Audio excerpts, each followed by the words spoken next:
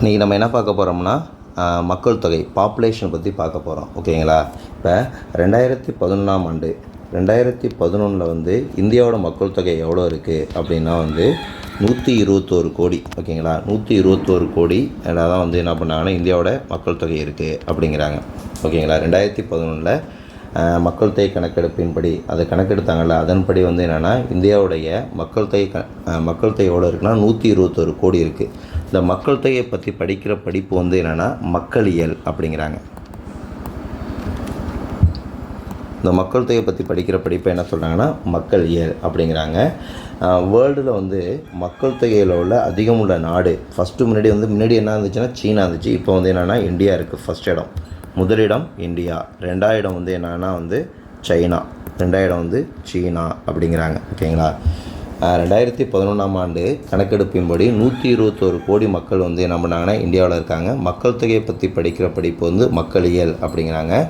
வேர்ல்டில் என்னென்னா அதிகமான மக்கள் தொகை கொண்ட மாநிலம், மக்கள் தொகை கொண்ட நாடு என்னென்னா இந்தியா. ஓகேங்களா? ஃபஸ்ட் இடத்துல இருக்குது. ரெண்டாவது என்னென்னா சைனா அப்படிங்கிறாங்க. ஓகேங்களா? அடுத்து பார்த்துக்கிட்டிங்கன்னா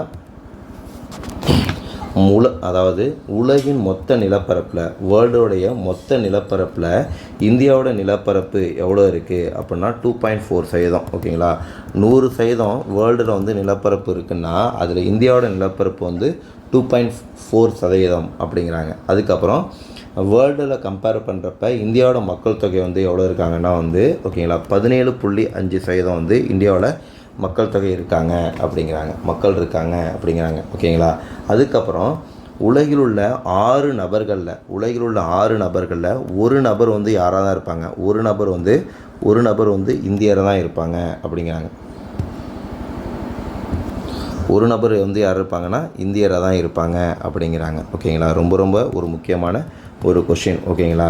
இப்போ 2011ஆம் ஆண்டு மக்கள் தொகை கணக்கெடுப்பின்படி மொத்தம் எத்தனை மக்கள் இருக்காங்கன்னா 121 கோடி மக்கள் இருக்காங்க. மக்கள் தொகையை பற்றி படிக்கிற படிப்பு மக்களியல் அப்படிங்கிறாங்க. வேர்ல்டில் அதிகமான மக்கள் தொகை கொண்ட நாடு என்னென்னா இந்தியா, ரெண்டாவது நாடு சைனா. ஓகேங்களா? நிலப்பரப்பில் பார்த்துக்கிட்டிங்கன்னா இந்தியாவோட நிலப்பரப்பு எத்தனை சதவீதமாக இருக்குன்னா 2.4% இருக்குது. மக்கள் தொகை பார்த்திங்கன்னா வேர்ல்டில் 17.5% இருக்குது அப்படிங்கிறாங்க. வேர்ல்டில் ஒரு 6 நபர்கள் இருந்தாங்கன்னா கண்டிப்பாக அதில் ஒரு நபர் யாராக தான் இருக்க முடியும், இந்தியராக தான் இருக்க முடியும் அப்படிங்கிறாங்க. ஓகேங்களா? நம்ம நாட்டோட மக்கள் தொகை என்னென்னா ஏறக்குறைய 6 நாடுகளுடைய மக்கள் தொகைக்கு ஈக்குவலாக இருக்குது அப்படிங்கிறாங்க. 6 நாடுகளுடைய மக்கள் தொகைக்கு ஈக்குவலாக இருக்குது அப்படின்னு சொல்கிறாங்க. எந்தெந்த நாடு அப்படின்னா USA, அடுத்து இந்தோனேஷியா, அடுத்து இந்தோனேஷியா, அதுக்கப்புறம் பிரேசில், அதுக்கப்புறம் பாகிஸ்தான், பங்களாதேஷ், அதுக்கப்புறம்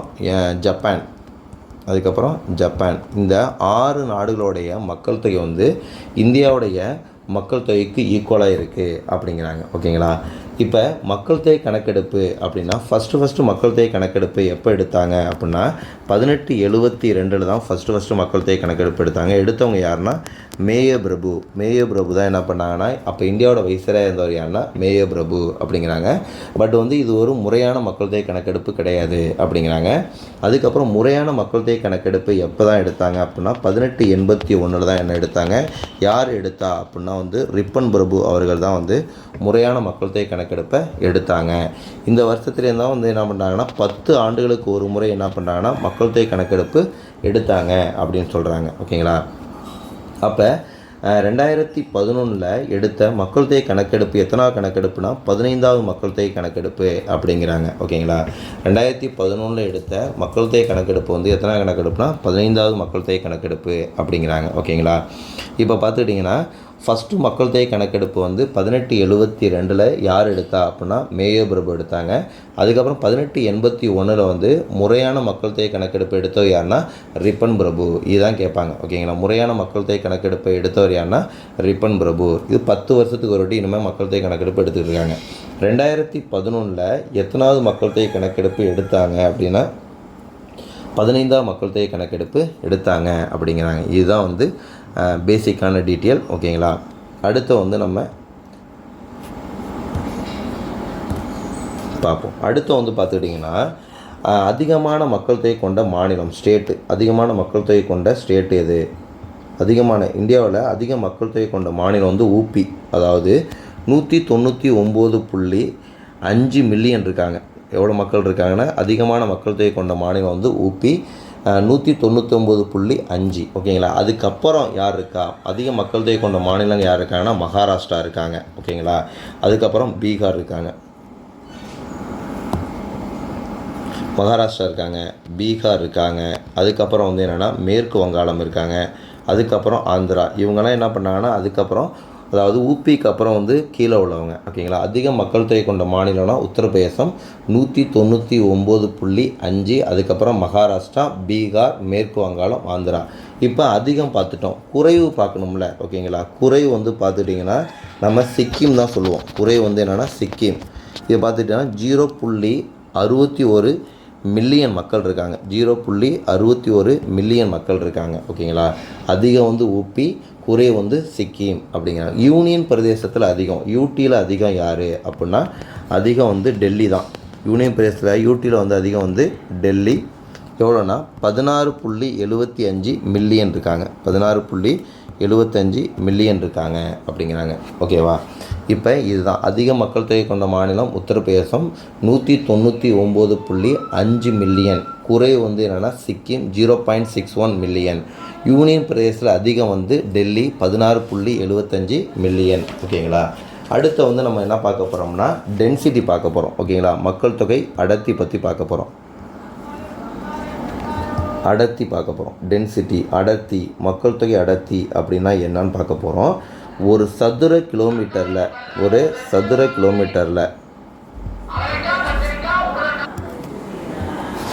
அதாவது அடர்த்தி டென்சிட்டி அப்படின்னா என்னென்னா ஒரு சதுர கிலோமீட்டரில்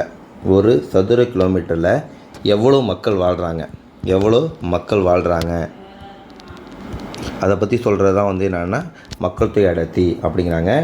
இந்தியாவில் மக்கள் தொகை அடர்த்தி எவ்வளோ இருக்குது அப்படின்னா வந்து ஒரு சதுர கிலோமீட்டரில் 382 பேர் ஒரு சதுர கிலோமீட்டரில் வாழ்கிறாங்க. ஓகேங்களா. இதே வந்து தமிழ்நாட்டில் வந்து எவ்வளோ இருக்குது அப்படின்னா 555. ஒரு சதுர கிலோமீட்டர் எவ்வளோ பேர் வாழ்கிறாங்கன்னா 555 பேர், அதாவது 555 பேர் வாழ்கிறாங்க. ஓகேங்களா. அப்போ அதிக மக்கள் தொகை அடர்த்தி கொண்ட மாநிலம் நமக்கு தெரியுமில்ல, பீகார் தான். அதிக மக்கள் தொகை அடர்த்தி கொண்ட மாநிலம் வந்து பீகார் தான். எவ்வளோ பேர் அப்படின்னா வந்து 1106 பேர் ஒரு சதுர கிலோமீட்டரில் வாழ்கிறாங்க. ஓகேங்களா. அப்போ குறைவு நமக்கு தெரியுமில்ல, அதிகம் வந்து என்னென்னா அதிகம் இது. ஓகேங்களா. எவ்வளோ பேர்?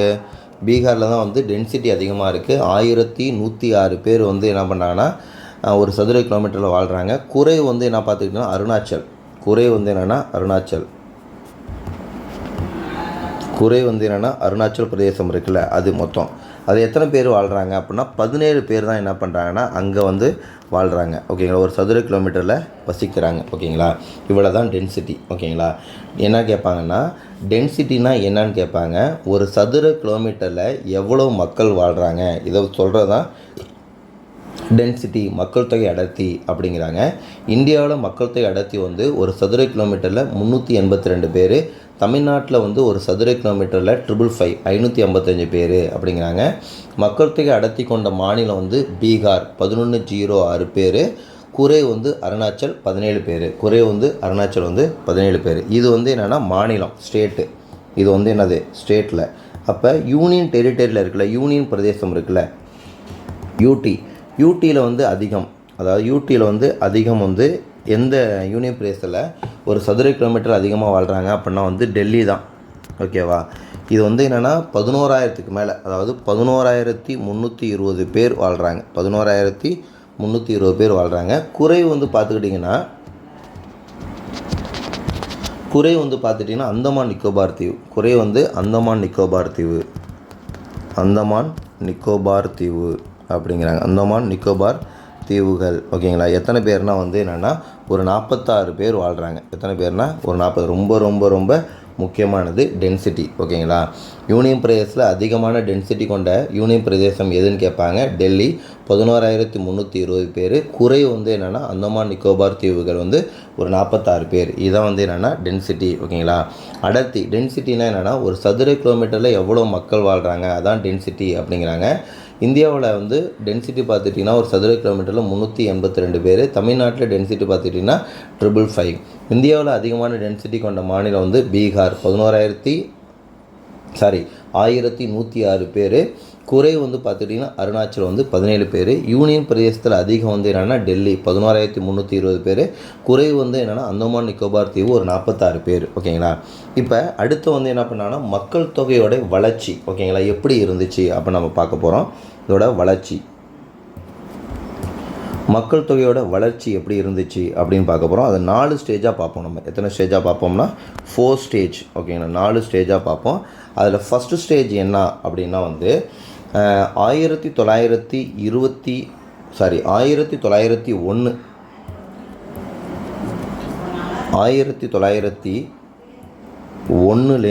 1921 ஃபஸ்ட்டு ஸ்டேஜ் வந்து என்ன சொல்கிறாங்கன்னா தேக்க நிலை அப்படின்னு சொல்கிறாங்க. இது என்ன சொல்கிறாங்கன்னா தேக்க நிலை அப்படிங்கிறாங்க.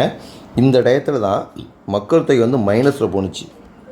0.31% போணுச்சு. மைனஸில் போயிடுச்சு. -0.31% போயிடுச்சு.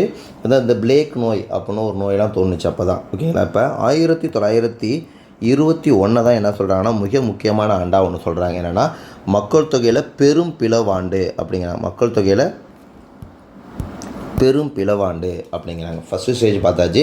1901லேருந்து 1921 மக்கள் தொகையில் தேக்க நிலை அப்படின்னு சொல்கிறாங்க.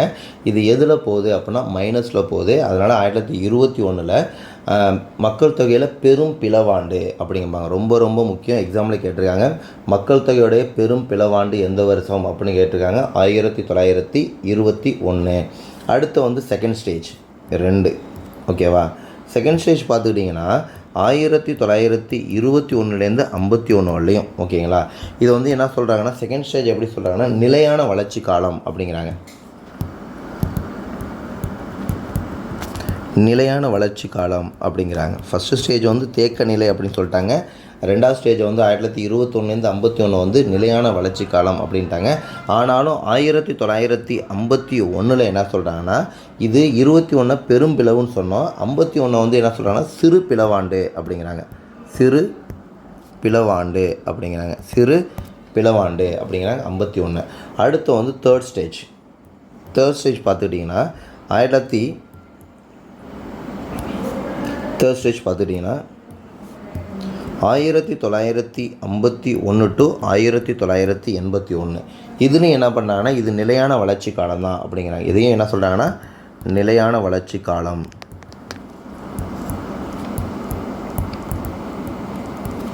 நிலையான வளர்ச்சி காலம் அப்படிங்கிறாங்க. ஓகேங்களா. இதில் பார்த்துட்டிங்கன்னா 1961ங்கிறது ஒரு முக்கியமான ஒரு வருஷம். மக்கள் தொகை வந்து வெடிப்பாண்டு அப்படிங்கிறாங்க. மக்கள் தொகை வெடிப்பாண்டு அப்படிங்கிறாங்க. மக்கள் தொகை வெடிப்பு. மக்கள் தொகையோட வெடிப்பாண்டு எந்த வருஷம் அப்படின்னு கேட்டால் 1961. அடுத்து ஃபோர்த்து ஸ்டேஜ் 4வது. ஓகேங்களா. 4வது பார்த்துட்டிங்கன்னா 1981லேருந்து 2011. இது வந்து என்னென்னா அதிக வளர்ச்சியிலேருந்து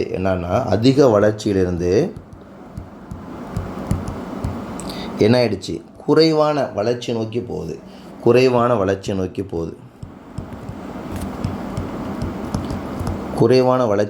போகிற வருஷம் எதுன்னு கேட்பாங்க.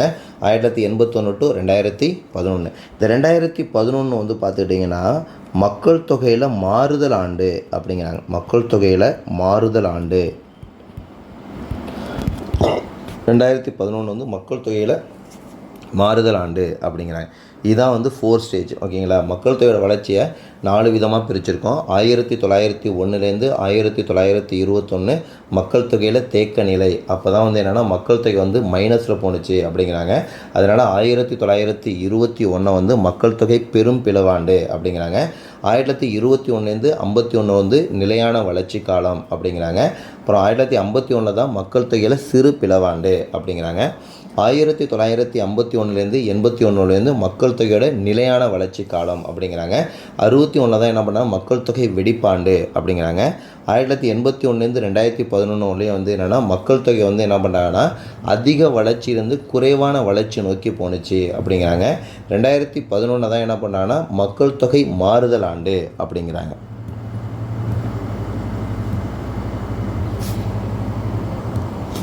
அடுத்து வந்து பார்த்துக்கிட்டிங்கன்னா வந்து நம்ம என்ன பார்க்க போகிறோம்னா மக்கள் தொகையிலே மிக முக்கியமான ஒரு கான்செப்ட் இடப்பெயர்வு அப்படின்னு. இடப்பெயர்வு அப்படின்னு ஒன்று பார்க்க போகிறோம். இடப்பெயர்வுனா என்ன அப்படி அதிலே தான் இருக்குது. ஓகேங்களா, ஒரு பகுதியிலேருந்து, அதாவது ஒரு பகுதியிலேருந்து இன்னொரு பகுதிக்கு வந்து என்னென்னா மக்கள் தொகை வந்து என்னென்னா இடம்பெயர்றதான் வந்து என்ன சொல்கிறாங்கன்னா இடப்பெயர்வு அப்படிங்கிறாங்க. அப்போ 2011 இந்தியாவுடைய மக்கள் தொகை வந்து 121 கோடியாக இருந்துச்சு. எத்தனை கோடி இருந்துச்சு? 121 கோடி. அந்த 121 கோடியில் 45 கோடி மக்கள் என்ன பண்ணாங்கன்னா ஒரு இடத்துலேருந்து இன்னொரு இடத்துக்கு வந்து என்னென்னா இடம்பெயர்ந்திருக்காங்க. ஓகேங்களா, 127 கோடியில் 45 கோடிங்கிறது 37%. 37%. ஓகேங்களா, இந்த 45 கோடியில் பார்த்துக்கிட்டிங்கன்னா இதில் 48% யார், 52% யார் அப்படின்னு பார்க்கணும். ஓகேங்களா, இதில் 48% வந்து யார் இடம்பெயர்ந்திருக்கா அப்படின்னா பெண்கள் தான் இடம்பெயர்ந்திருக்காங்க. 48% யார் இடம்பெயர்ந்திருக்காங்கன்னா பெண்கள் தான் இடம்பெயர்ந்திருக்காங்க.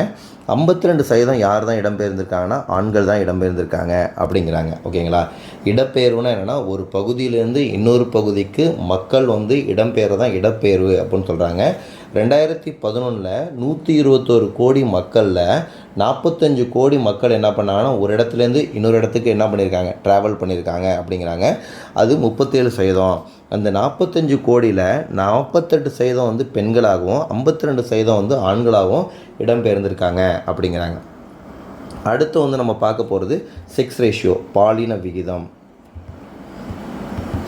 செக்ஸ் ரேஷியோ பார்க்க போகிறோம்.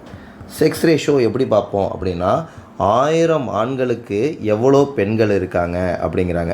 1000 ஆண்களுக்கு எவ்வளோ பெண்கள் இருக்காங்க இதை பற்றி பார்க்குறதா என்ன சொல்கிறாங்கன்னா செக்ஸ் ரேஷியோ அப்படிங்கிறாங்க. 1000 ஆண்களுக்கு எவ்வளோ பெண்கள் இருக்காங்க அதை பார்த்துறது தான் செக்ஸ் ரேஷியோ அப்படிங்கிறாங்க. ஓகேங்களா, அப்போ செக்ஸ் ரேஷியோ ஓகேங்களா, அதாவது 1000 ஆண்களுக்கு எவ்வளோ பெண்கள் இருக்காங்கன்னு பார்க்குறோம் சொல்லியாச்சுல.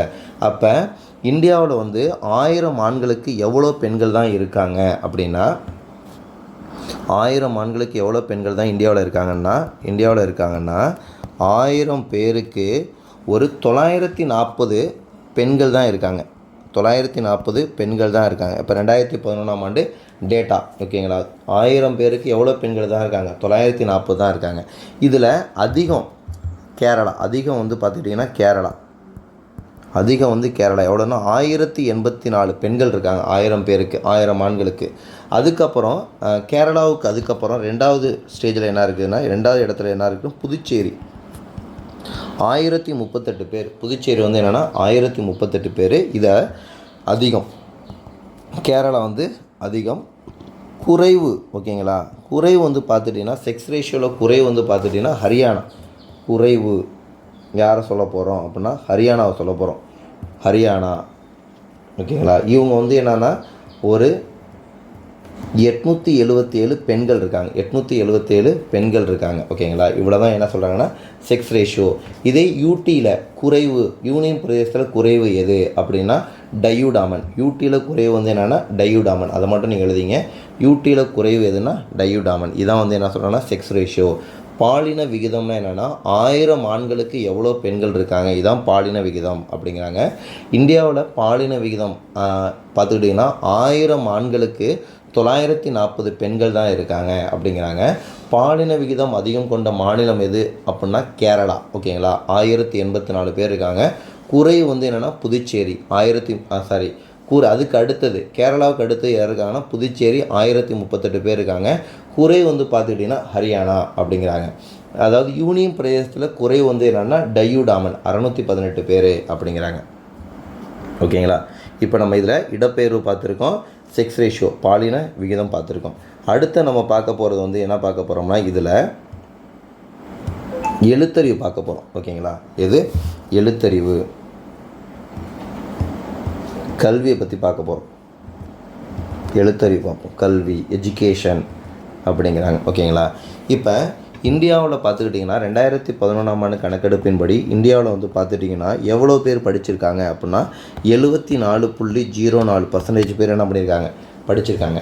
அதில் ஆண்கள் பார்த்துக்கிட்டிங்க அப்படின்னா ஆண்கள் வந்து எவ்வளோ படிச்சிருக்காங்க அப்படின்னா 82 சம்திங், ஓகேங்களா, 82.14 பேர், 82.14 பேர். பெண்கள் பார்த்துக்கிட்டிங்கன்னா 65 பேர், பெண்கள் பார்த்துக்கிட்டிங்கன்னா 65.46 பேர். அதாவது ரவுண்டாக வச்சுக்கிட்டோன்னா 82 பேர். இது 82% பெண் ஆண்கள் படிச்சிருக்காங்க. பெண்கள் வந்து பார்த்துக்கிட்டிங்கன்னா 65% வந்து பெண்கள் வந்து படிச்சிருக்காங்க. இதுதான் எழுத்தறிவு, ஓகேங்களா. எழுத்தறிவு அதாவது கல்வியில் வந்து இந்தியாவில் மொத்த கல்வி வந்து பார்த்துட்டிங்கன்னா 74.04%, ஆண்கள் வந்து பார்த்துட்டிங்கன்னா 82.14, பெண்கள் பார்த்துட்டிங்கன்னா 65.46 அப்படிங்கிறாங்க, ஓகேங்களா. இதில் வந்து என்னென்னா அதிகமான படித்தவங்க எங்கே இருக்காங்க, அதிகமான படித்தவங்க எங்கே இருக்காங்க அப்படின்னா கேரளா.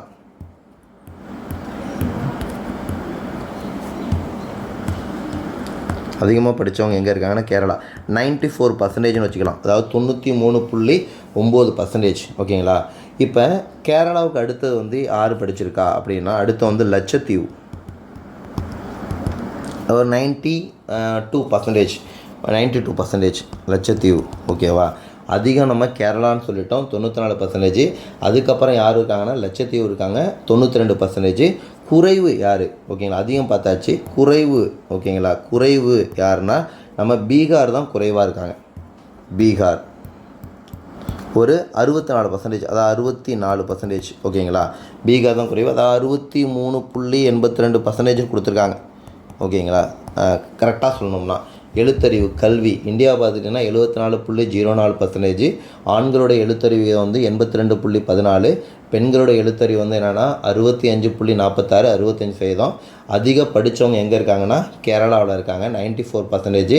அதுக்கு அடுத்த ஸ்டேஜில் யார் இருக்காங்கன்னா லட்சத்தீவு 92%, குறை வந்து பீகார் 64%, ஓகேங்களா. இதுதான் எழுத்தறிவு அப்படிங்கிறாங்க.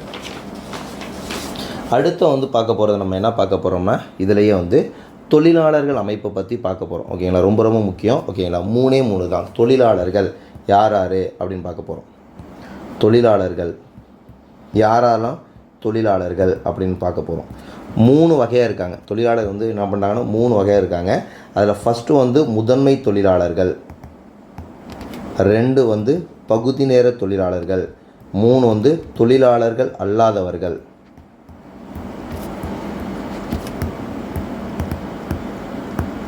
அப்படின்னு 3 பேர் இருக்காங்க. முதன்மை தொழிலாளர்னால் யார், பகுதி நேர தொழிலாளர்னால் யார், தொழிலாளர்கள் அல்லாதவங்கன்னா யார். முதன்மை தொழிலாளர்கள் அப்படின்னா வந்து 6 மாதம் அல்லது ஒரு 183 நாட்கள், 6 மாதம் அல்லது ஒரு 183 நாட்கள் வந்து வேலை செஞ்சாங்க அப்படின்னா அவங்க தான் முதன்மை தொழிலாளர்கள். 6 மாதத்துக்கு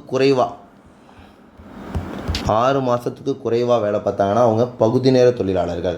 தொழிலாளர்கள் அல்லாதவங்க வேலைக்கே போகலைன்னா அவங்க தான் வந்து வேலை செய்யாத மக்கள்.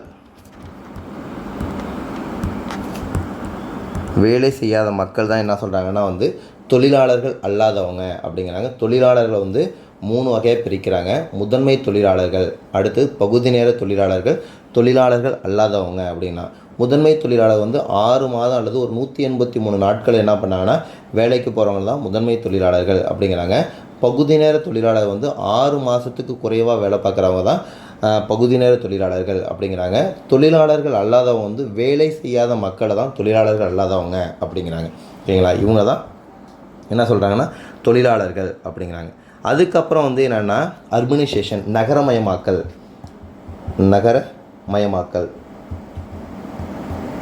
அர்பனைசேஷன் பற்றி பார்க்க போகிறோம். நகரமயமாக்கல் அப்படிங்கிறாங்க, ஓகேங்களா. இப்போ ஒரு இடத்துல வந்து என்னென்னா சிட்டிக்கு அதாவது ஒரு கிராமமாக இருக்குது. அந்த கிராமத்தில் வந்து என்னென்னா சிட்டிக்கு தேவையான அனைத்து ஃபெசிலிட்டிஸும் கிடச்சிச்சின்னா அதுக்கு பேர் தான் நகரமயமாக்கல் அப்படின்னு நம்ம சொல்கிறோம், ஓகேங்களா. இது மாதிரி அதிகமாக நகரமயமாக்கப்பட்ட பகுதி எது, அதிகமாக எந்த பகுதி தான் நகரமயமாகிருக்கு அப்படின்னா கோவா தான் அதிகமாக நகரமயமாகிருக்கு கோவா. இப்போ குறைவாக நகரமயமாகிருக்கு எது அப்படின்னு கேட்பாங்க, ஓகேங்களா. அடுத்து வந்து இமாச்சல் அப்படின்னு சொல்ல போகிறோம். குறைவாக எது நகரமயமாக்க ஆகிருக்கு அப்படின்னா இமாச்சல். அதிகம் வந்து கோவா தான் அதிகமாக நகரமயமாக்கியிருக்காங்க ஆகிருக்கு. குறைவு வந்து இமாச்சல் பிரதேஷ் தான் குறைவாக வந்து நகரமயமாகிருக்கு அப்படிங்கிறாங்க. யூனியன் பிரதேசத்தில் அதிகமாக எது நகரமயமாகிருக்கு அதிகம் அப்படி எதுனா டெல்லிக்கு அப்புறம் சண்டிகர். டெல்லியும் சண்டிகர் தான் அதிக நகரமயமாகிருக்கு அப்படிங்கிறாங்க யூனியன் டெரிட்டரியில். ஓகேங்களா. பெரிய மாநிலங்களில் தமிழ்நாடு வந்து பார்த்துட்டிங்கன்னா பெரிய மாநிலங்களில் தமிழ்நாடு பார்த்துக்கிட்டிங்கன்னா 48.4% வந்து நகரமயமாகி இருக்குது எது அப்படின்னா வந்து நம்ம தமிழ்நாடு அப்படிங்கிறாங்க. நகரமயமாக்கலில் அதிகம் வந்து கோவா நகரமயமாகிருக்கு. குறைவு வந்து இமாச்சல் பிரதேசம். யூனியன் பிரதேசத்தில் அதிகம் வந்து டெல்லி மற்றும் சண்டிகர். பெரிய மாநிலங்களில் அதிகம் எது அப்படின்னா நம்ம தமிழ்நாடு வந்து 48.4% வந்து நகரமயமாகிருக்கு அப்படிங்கிறாங்க. அதுக்கப்புறம் வந்து பார்த்துக்கிட்டிங்கன்னா மில்லியன் நகரங்கள் அப்படின்னு ஒரு டேர்ம் கொடுக்குறாங்க. மில்லியன் நகரங்கள்,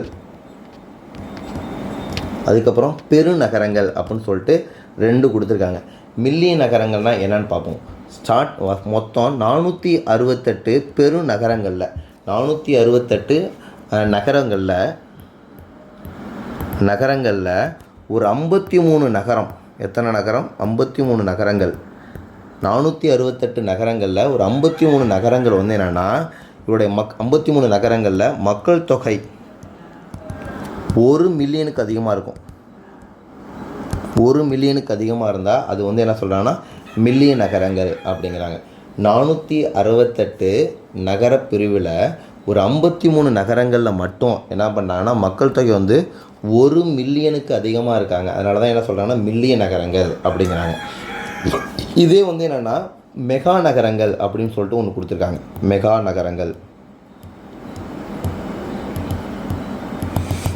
நகரங்கள்னால் என்ன அப்படின்னா ஒரு நகரங்களில் வந்து பார்த்துக்கிட்டிங்கன்னா 10 மில்லியனுக்கு அதிகமாக மக்கள் இருந்தாங்க அப்படின்னா 10 மில்லியனுக்கு அதிகமாக மக்கள் இருந்தாங்கன்னா அதுக்கு பேர் வந்து மெகா நகரங்கள் அப்படிங்கிறாங்க. இது மாதிரி 3 இடத்துல இருக்குது. ஃபஸ்ட்டு வந்து என்னென்னா மும்பை, ரெண்டாவது வந்து கொல்கத்தா, ரெண்டாவது வந்து புதுடெல்லி, ரெண்டாவது வந்து என்ன சொல்கிறாங்கன்னா புதுடெல்லி, மூணாவது வந்து கொல்கத்தா. அதாவது முக்கியமான ஸ்டேட் அனைத்துமே. இதில் மும்பை பார்த்துக்கிட்டிங்கன்னா அப்படின்னா 18.4 மில்லியன். ஓகேங்களா. அடுத்து வந்து என்ன பார்த்துக்கிட்டிங்கன்னா புதுடெல்லி பார்த்துட்டிங்கன்னா 16.3 மில்லியன். கொல்கத்தா பார்த்துட்டிங்கன்னா 14.1 மில்லியன். ஓகேங்களா. இதுதான் என்ன சொல்கிறாங்கன்னா மெகா நகரங்கள் அப்படின்னு சொல்கிறாங்க. ஓகேங்களா. ரொம்ப ரொம்ப முக்கியம். 2 நம்பரும் பார்த்துருக்கோம். மில்லியன் நகரங்கள்னால் என்ன, மெகா நகரங்கள்னால் என்ன அப்படின்னு. 468 நகர பிரிவில் ஒரு 53 நகரங்களில் மக்கள் வந்து எப்படி இருக்காங்கன்னா 1 மில்லியனுக்கு அதிகமாக இருக்காங்க. அடுத்து மெகா நகரங்கள் அப்படின்னா என்னென்னா ஒரு நகரங்களில் 10 மில்லியனுக்கு அதிகமாக மக்கள் இருந்தாங்கன்னா அதை மெகா நகரங்கள் அப்படின்னு சொல்கிறாங்க. மெகா நகரங்கள்னால் 3 மெகா நகரங்கள் இருக்குது. ஒன்று மும்பை, ரெண்டாவது புதுடெல்லி, மூணாவது கொல்கத்தா அப்படிங்கிறாங்க. அடுத்தது ஜூலை 11 ரொம்ப ரொம்ப ஒரு முக்கியமான ஒரு பாயிண்ட் இது. ஜூலை 11 உலக மக்கள் தொகை தினம். ஜூலை 11 வந்து என்ன சொல்கிறாங்க, உலக மக்கள் தொகை தினம். ஜூலை 11 உலக மக்கள் தொகை தினம் அப்படிங்கிறாங்க. பிப்ரவரி 21 வந்து என்னென்னா பன்னாட்டு தாய்மொழி தினம். பன்னாட்டு தாய்மொழி தினம். பிப்ரவரி 21 வந்து பன்னாட்டு தாய்மொழி தினம். ஜூலை 11 வந்து உலக மக்கள் தொகை தினம் அப்படிங்கிறாங்க. உலக மக்கள் தொகை தினம் அப்படிங்கிறாங்க. ஓகேங்களா. அடுத்தது வந்து மே 21 வந்து என்னென்னா உலக சுகாதார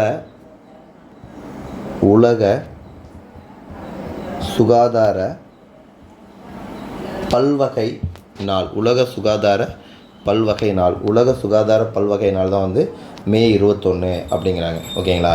ஜூலை 11 வந்து உலக மக்கள் தொகை தினம். பிப்ரவரி 21 வந்து பன்னாட்டு தாய்மொழி தினம். மே 21 வந்து உலக சுகாதார பல்வகை நாள். ஒவ்வொரு ஆண்டும் ஜனவரி 3வது வாரம், ஒவ்வொரு ஆண்டும் ஜனவரி 3வது ஞாயிற்றுக்கிழமை ஒவ்வொரு வருடமும் ஜனவரி 3வது ஞாயிற்றுக்கிழமை என்ன சொல்கிறாங்கன்னா உலக மத நல்லிணக்க தினம். உலக மத நல்லிணக்க நாள். உலக மத நல்லிணக்க நாள். ஓகேங்களா.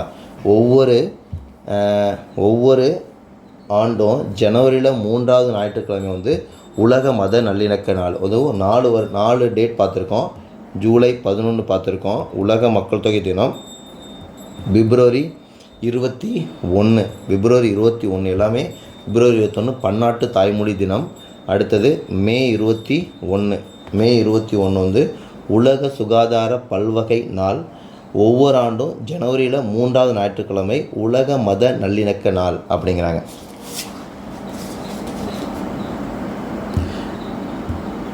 மக்கள் தொகை பற்றி படிச்சிங்கன்னா ஒரு கொஸ்டின் கண்டிப்பாக அடிச்சிடலாம். ஓகேங்களா. ஜென்ரலான கான்செப்ட் இது 12th புக்லேருந்து எடுத்திருக்கோம், அதை பார்ப்போம். ஓகேங்களா. இப்போ மக்கள் தொகை கோட்பாடு அப்படின்னு சொல்கிறாங்க. மக்கள் தொகை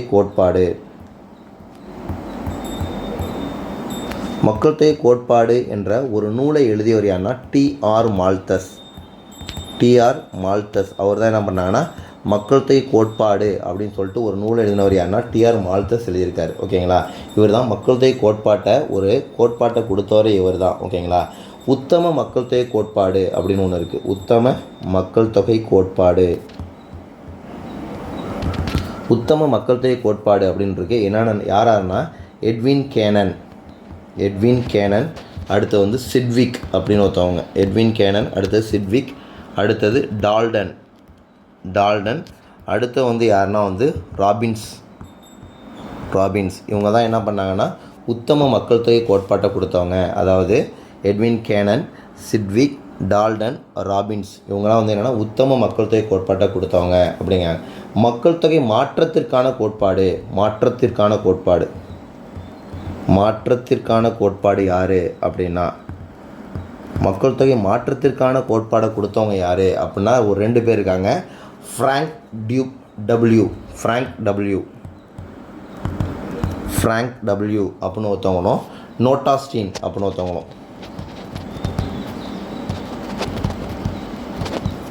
ஃப்ராங்க் டபிள்யூ அப்படின்னு ஒருத்தவங்களும், நோட்டா ஸ்டீன் இவங்க தான் மக்கள் தொகை மாற்றத்திற்கான கோட்பாடை கொடுத்தவங்க அப்படிங்கிறாங்க. நம்ம ஏற்கனவே சொன்னோம்ல, ஏதாவது 3 கோட்பாடு.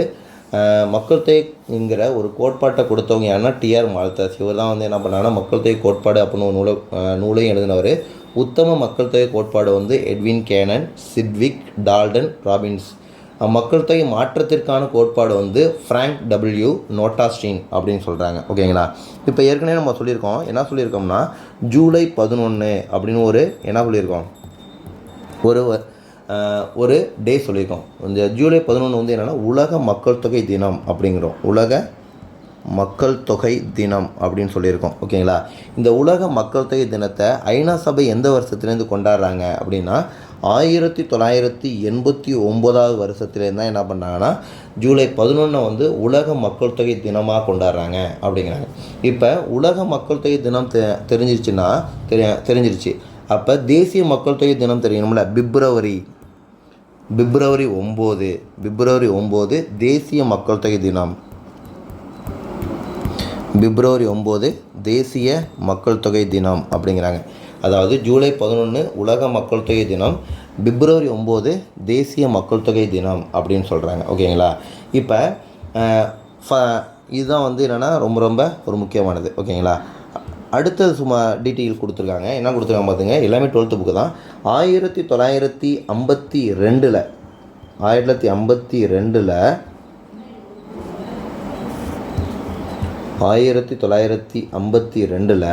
என்ன சொல்லியிருக்காங்கன்னா ஃபஸ்ட்டு வந்து மக்கள் தொகை வந்து எந்த வருஷம் இந்தியாவில் அங்கீகரித்தாங்க அப்படின்னா 1952 மக்கள் தொகை கொள்கை அங்கீகரிக்கப்பட்ட ஆண்டு. மக்கள் தொகை கொள்கை அங்கீகரிக்கப்பட்ட ஆண்டு எந்த வருஷம் அப்படின்னு கேட்பாங்க. 1952. இதே வருஷத்தில் தான் 1952 தான் என்ன சொல்லியிருக்காங்க, குடும்ப கட்டுப்பாடு திட்டம் அப்படின்னு ஒன்று வந்ததும் வந்து எப்போ தான் 1952 தான். 1952 என்ன சொல்லி இந்தியாவில் அங்கீகரிக்கப்பட்ட முதல் மக்கள் தொகை கொள்கை எந்த வருஷம் அப்படின்னு கேட்பாங்க. 1952.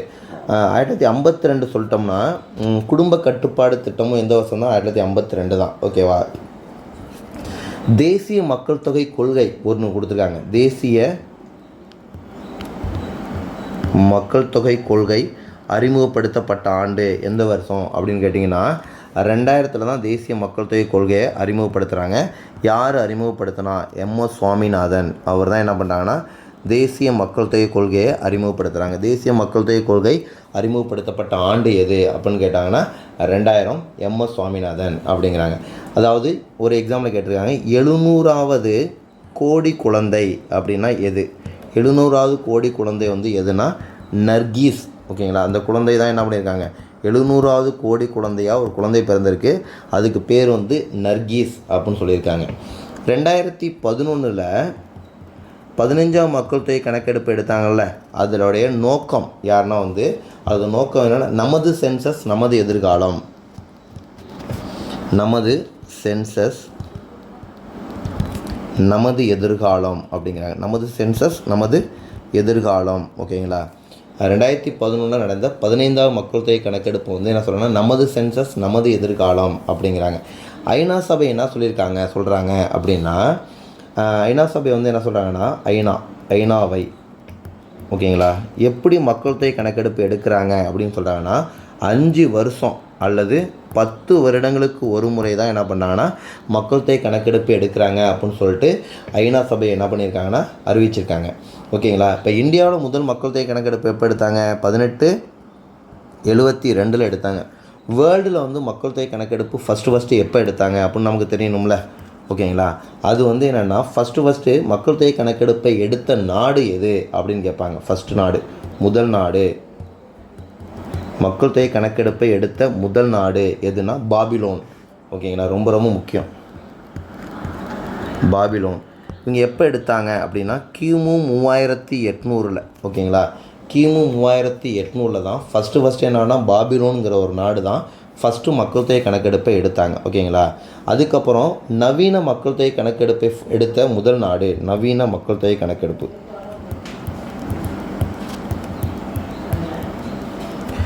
நவீன மக்கள் தொகை கணக்கெடுப்பை எடுத்த முதல் நாடு வந்து எதுனா டென்மார்க். நவீன மக்கள் தொகை கணக்கெடுப்பை எடுத்த முதல் நாடு எது அப்படின்னு கேட்பாங்க. டென்மார்க். ஃபஸ்ட்டு மக்கள் தொகை கணக்கெடுப்பு எடுத்த ஃபஸ்ட்டு நாடு வந்து என்னென்னா பாபிலோன் கிமு 3800. நவீன மக்கள் தொகை கணக்கெடுப்பை எடுத்த ஃபஸ்ட்டு நாடு வந்து எதுனா டென்மார்க் அப்படிங்கிறாங்க. ஓகேங்களா, இப்போ நம்ம ஏற்கனவே சொன்னோம் மக்களியல் டெமோக்ரஃபி அப்படின்னு சொன்னோம்ல. டெமோக்ரஃபி அப்படின்னா என்ன? டெமோக்ரஃபி அப்படின்னா வந்து என்ன மொழி சொல் அப்படின்னா ஒரு கிரேக்கம்.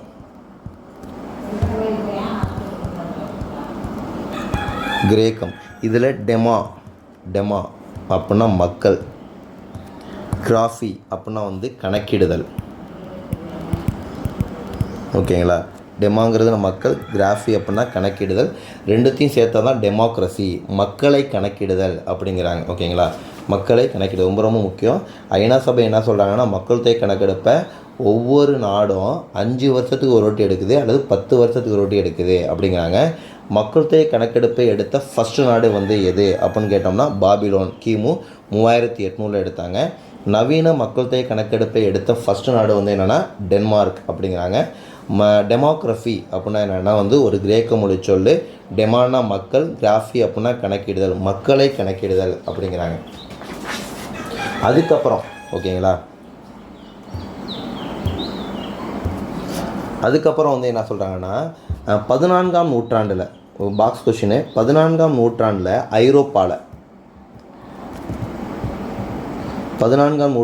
ஐரோப்பாவில் பிளேக் அப்படின்னு சொல்லிட்டு ஒரு நோய் வந்துச்சு.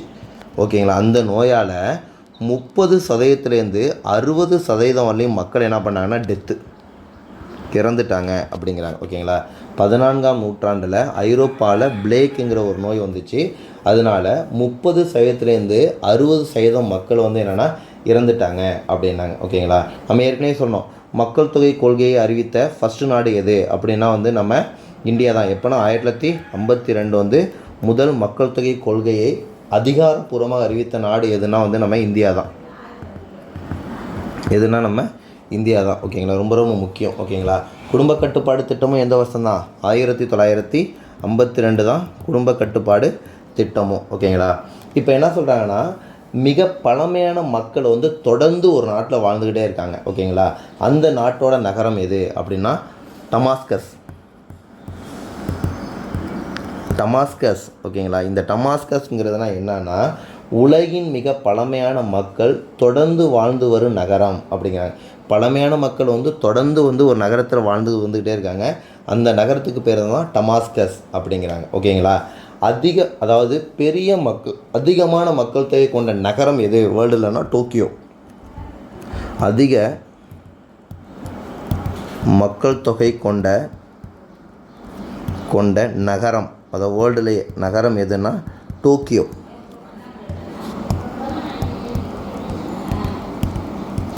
எவ்வளோ மக்கள் இருக்காங்க அப்படின்னா 38 மில்லியன் மக்கள் இருக்காங்க. 38 மில்லியன் மக்கள் இருக்காங்க அப்படிங்கிறாங்க. 38 மில்லியன் மக்கள் இருக்காங்க அப்படிங்கிறாங்க. 2016 யுனெஸ்கோவுடைய மெர்சார் அப்படின்னு சொல்லிட்டு ஒரு தகவல், ஒரு பத்திரிக்கையோட சொல்லலாம். யுனெஸ்கோ அதாவது ஒரு அமைப்பினோட சொல்லலாம். 2016 யுனெஸ்கோவுடைய மெர்சாருங்கிற ஒரு தகவலின் படி என்ன பண்ணுறாங்கன்னா, எந்த நாட்டில் வாழ்க்கை தரம் வந்து அதிகமாக இருக்குது, ஓகேங்களா, மக்கள் சிறந்த வாழ்க்கை தரத்தை பெற்று இருக்காங்க அப்படின்னு சொல்கிறாங்கன்னா, ஃபஸ்ட் இடம் வந்து என்னென்னா வியன்னா. ஓகேங்களா? ஃபஸ்ட் இடம் வந்து வியன்னா. அதாவது மக்கள் சிறந்த வாழ்க்கை தரத்தை பெற்று வாழ்ந்து வருவதில் ஃபஸ்ட் இடம் எது அப்படின்னா வியன்னா அப்படிங்கிறாங்க. ரெண்டாவது இடம் வந்து சூரிச்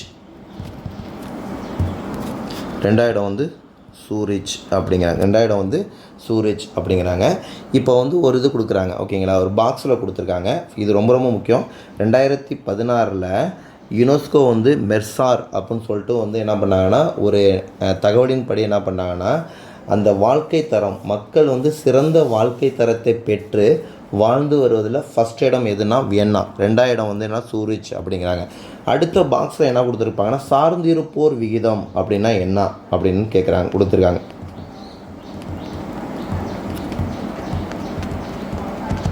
சார்ந்திருப்போர் விகிதம்னா என்ன அப்படின்னா, பொருளாதார செயல்பாடுகளில் ஈடுபடுறவங்க,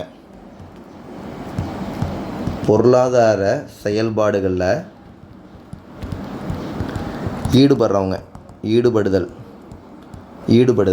அதுக்கப்புறம் பொருளாதார செயல்பாடுகளில் ஈடுபடாதவர்கள், இவங்க 2 பேருடைய விகிதம் தான் என்னென்னா சார்ந்திருப்போர் விகிதம் அப்படிங்கிறாங்க. ஓகேங்களா? ஓகே ஃப்ரெண்ட்ஸ், இவ்வளோ தான் வந்து என்னென்னா மக்கள் தொகை. ஓகேங்களா? ஒரு 42 நிமிஷம் 45 நிமிஷம் நம்ம நடத்தியிருப்போம். இதை நீங்கள் தெளிவாக பார்த்து நோட்ஸ் எடுத்துக்கிட்டிங்கன்னா மக்கள் தொகை அவ்வளோதான். தேங்க்யூ.